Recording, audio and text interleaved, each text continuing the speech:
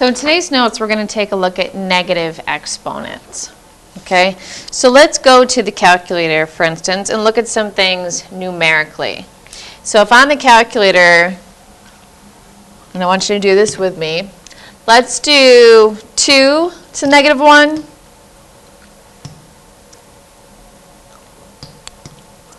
Okay, and we can see the answer is a decimal, 0.5.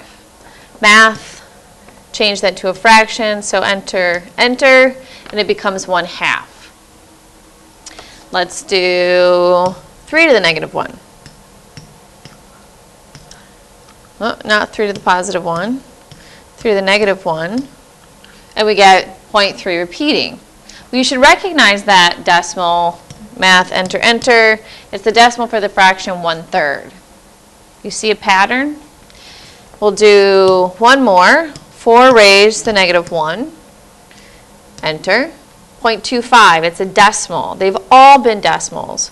Math, enter, enter. If you don't recognize that decimal is a fraction, that's 1/4. Okay? So let's put that on our note page.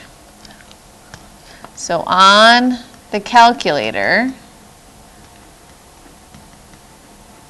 we just did 2 to the negative 1, which was 1/2. 3 to the negative 1 was 1/3. And then 4 to the negative 1 was 1/4. Okay? They all become a fraction. And what you see here in this box, it says that when you raise any base to a negative exponent, you get a fraction. And that becomes 1 over the same base, but you're going to have a positive exponent. So that x to the negative 3 becomes 1 over x to the 3rd, which is what happened over here. Our base was a 2. So it went from 2 to the negative 1 to 1 over 2 to the 1st. We just don't write 2 to the 1st. Base of 3 to the negative 1 becomes 1 over 3 to the positive 1. The exponent changes from a negative to a positive. Well, let's continue to do, now let's change it 3 to the negative 2.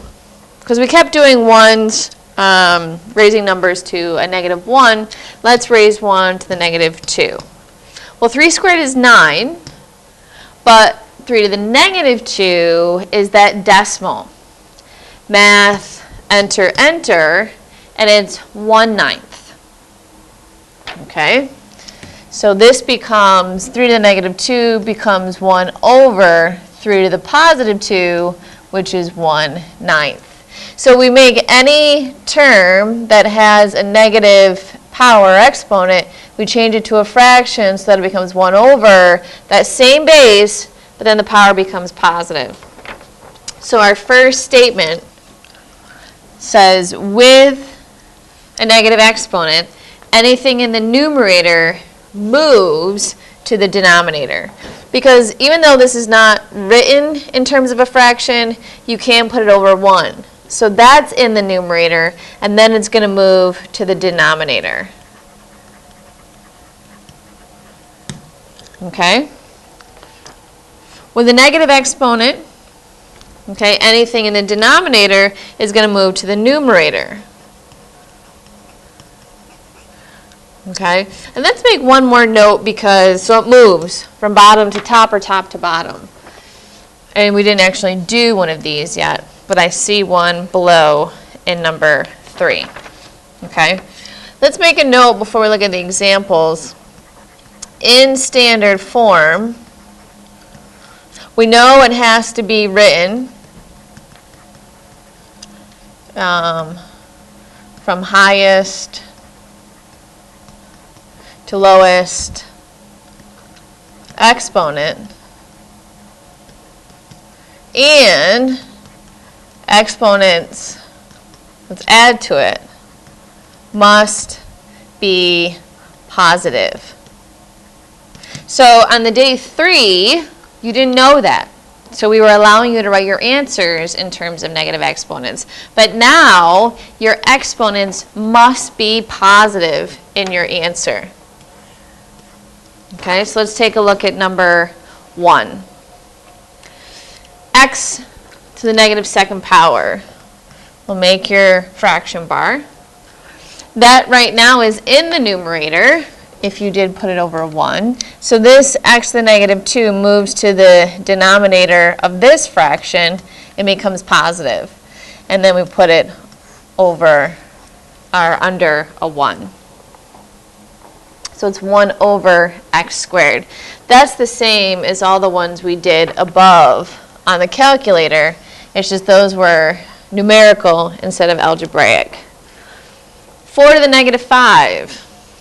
It becomes 1 over 4 to the 5th. Okay?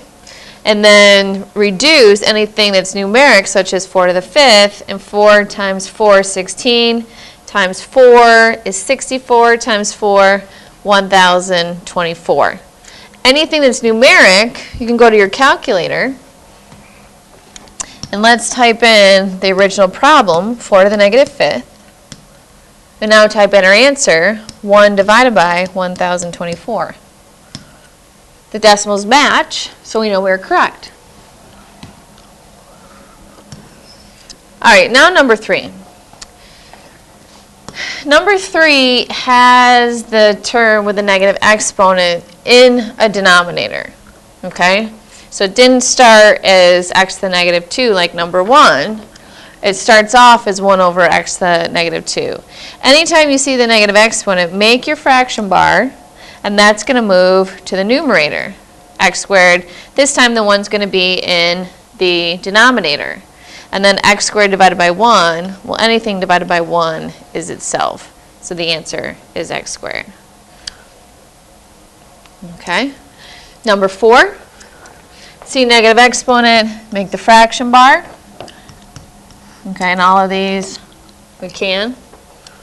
So this 7 to the negative 2 in the denominator moves up top. So 7 to the positive 2 over 1. 7 squared is 49 over 1. And 49 divided by 1 is 49. Whenever you have a fraction, and I know we don't see the power to power because these are 1s, rewrite it first. Okay, power to power, we multiply the exponents. So remove the parentheses to be x to the 1 times negative 5, which would be negative 5. And then 1 times the negative 5 would be y to the negative 5. Okay, what's negative up top moves to the bottom and becomes positive. What's in the bottom moves to the top, becomes positive. So it's y to the 5th over x to the 5th. Number 6. So that's written in terms of power to power, so we have to remove the parentheses first. So it's x to the 2 times negative 5, y to the negative 1 times 5. So we have x to the negative 10, y to the negative times negative is positive 5. So x to the 10th, y to the negative 5. Let's make our fraction bar. The only term, or only part of that term that's going to move to the denominator is that x to the negative 10. That'll move to the denominator, become positive. So only those that have negative exponents move to the denominator. Everything that has a positive stays in the numerator. Okay, so before we do number 7, let's actually, I'm going to add a 6b and just do something like x squared y to the negative 3. So anytime you see negative exponent, make your fraction bar. So those that have a positive exponent, the variables that are part of that term, stay in the numerator. And the variables that have the negative exponent move to the denominator. So that becomes x squared over y cubed. 7 through 9 to finish. So we have a negative exponent in the numerator. So make your fraction bar. That's going to move to the bottom. So it becomes 1 over x 7 y to the 5th. I just put in alphabetical order on the bottom because that's how we'll typically see it. Okay. Number 8. So I'm only going to circle the part that has a negative exponent. So make your fraction bar. The negative 2 will stay up top because that doesn't have a negative exponent. And then the x to the 5th moves to the denominator and becomes x to the positive 5. And last one. So let's, as I mentioned, anytime it's power to power, remove the parentheses first by multiplying exponents. So I'm also, to make the math easier, this 6/2 is the same as 3/1. So I'm going to change that now and work with these smaller numbers. Okay? So now this becomes up top. I'm going to grab a different color. When I raise this to the negative 3rd, it would be 3 to the negative 3rd. X to the 3 times negative 3rd is going to be x to the negative 9. And then y to the negative 2 times negative 3, a positive 6. Divided by 1 to the negative 3rd, x to the negative 2 to the negative 3 would be x to the positive 6. And then y to the 4th to the negative 3 would be y to the negative 12. Okay, now I'm going to start moving some things around. And I don't have much room to the right, so I'm going to write it on this side. This 1 to the negative 3 would go up top and become 1 to the positive 3. This, if it's negative up top, will move to the bottom and become 3 to the positive 3. This can stay because it's positive. This is negative, so it's got to move down. This can stay, or actually, no, that's got to move. But this can stay, y to the 6. Now I'm going to simplify. 1 cubed is 1, and we don't need to write that, because 1 times anything is itself. Y to the 12th times y to the 6th would be y to the 18th,